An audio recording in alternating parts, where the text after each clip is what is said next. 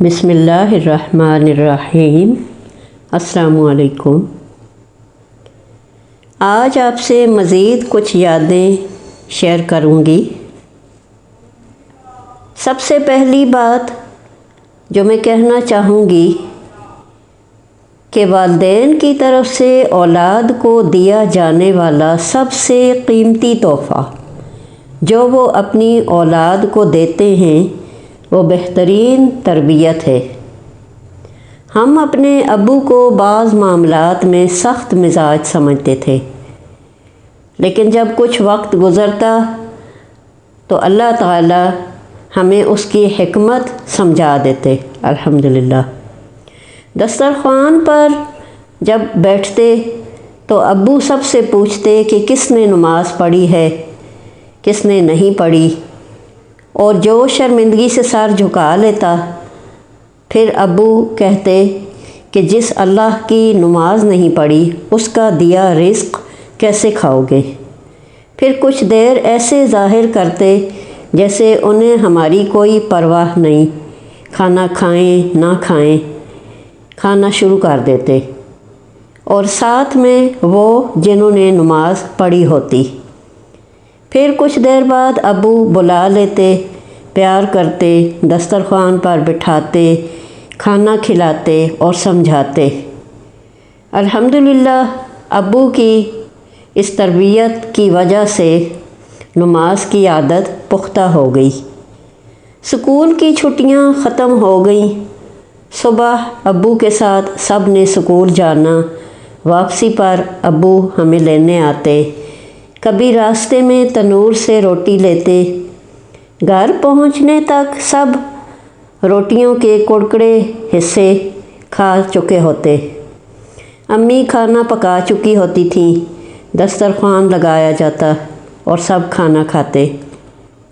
چھٹی والے دن امی کے ساتھ گھر کی صفائی میں حصہ ڈالتی، امی کا ہاتھ بٹاتی، اور عصر کے بعد ابو ہمیں سیر کے لیے لے جاتے۔ ایک چھٹی کو ہم کویت میوزیم گئے۔ وہاں ایک بہت بڑی مچھلی یا کوئی سمندری جانور تھا جس کا ڈھانچہ چھت کے نیچے لٹکا ہوا تھا۔ میں حیرت سے آنکھیں کھولے ابو سے بولی تھی کہ ابو یہ دیکھیں، اتنی بڑی مچھلی کا ڈھانچہ ہے کہ پوری چھت بنی ہوئی ہے۔ ابو نے ہنس کر بتایا کہ یہ چھت کے نیچے نصب ہے، اور ابو نے کہا کہ دیکھو اللہ تعالیٰ کی مخلوق کتنی مضبوط ہوگی جب یہ اپنی زندگی میں ہوگی، جب اس کا ڈھانچہ ابھی ہمیں اتنا مضبوط اور بڑا نظر آ رہا ہے تو یہ اپنی زندگی میں کیسی ہوگی، اور اس کا خالق کتنا عظیم اور قدرت والا ہوگا۔ اللہ کی شان۔ میں ماضی کے یادوں میں اکثر کھو جاتی ہوں اور بالآخر اسی نتیجے پر پہنچتی ہوں کہ ابو ہمیں اللہ تعالیٰ کی قدرتوں کا مشاہدہ کرنا بھی سکھاتے تھے۔ کویت میں ایک پارکنگ ایریا بھی تھا جو آج تک میری یادوں میں محفوظ ہے۔ وہاں گاڑیاں ایک خاص راستے سے اوپر چڑھ جایا کرتی تھیں۔ اس زمانے میں ہمارے لیے یہ منظر بھی نہایت انوکھا اور حیران کن تھا۔ ہم بڑی دلچسپی سے گاڑیوں کو اوپر جاتے دیکھتے، حیرت سے آوازیں نکالتے اور کبھی خوشی سے چیخ بھی اٹھتے۔ ہماری یہ معصوم حیرت اور خوشی دیکھ کر ابو مسکراتے رہتے۔ وقت اپنی رفتار سے گزرتا گیا، وہ دن بھی بیت گئے۔ ابو کی وہ محبت بھری مسکراہٹ آج بھی میرے دل کے نہاں خانوں میں ویسے ہی محفوظ ہے جیسے کل کی بات ہو۔ زندگی اپنی تمام تر معصوم خوشیوں کے ساتھ رواں دواں تھی۔ نیا ملک، نئے مناظر اور اپنوں کا ساتھ دل کو مسرتوں سے بھر دیتا تھا۔ ایسا محسوس ہوتا تھا جیسے زندگی ایک خوشگوار سفر بن گئی ہو۔ مگر شاید زندگی کے اوراق میں ایک اور باب بھی لکھا جا چکا تھا۔ کویت پہنچنے کے چند ہی دن بعد میری ٹانگوں میں پھر وہی درد جاگ اٹھا جو بچپن سے خاموشی سے میرا ساتھی بنا ہوا تھا۔ ابتدا میں ہم نے اسے معمول کا درد سمجھا، لیکن ہمیں کیا خبر تھی کہ یہی درد ہماری زندگی کا رخ بدلنے والا ہے۔ ابو میری تکلیف کو دیکھتے تو پریشان ہو جاتے۔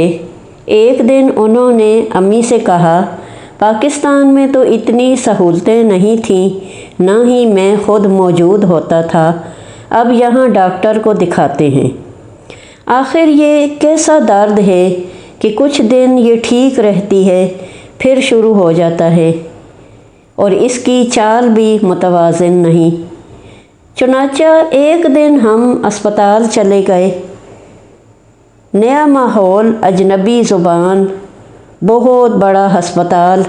میرا یہ پہلا تجربہ تھا کہ میں کسی اتنے بڑے ہسپتال گئی۔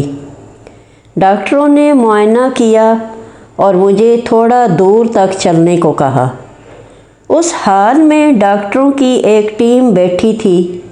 میں چل کر واپس آ گئی، پھر مجھے لٹا کر معائنہ کیا گیا۔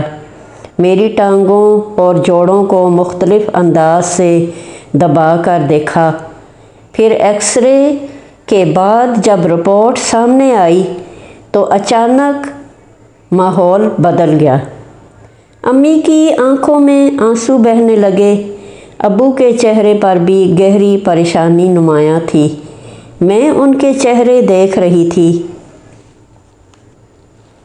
مگر اس وقت میری عمر اور سمجھ اس قابل نہ تھی کہ میں معاملے کی حساسیت اور سنگینی کو پوری طرح سمجھ پاتی۔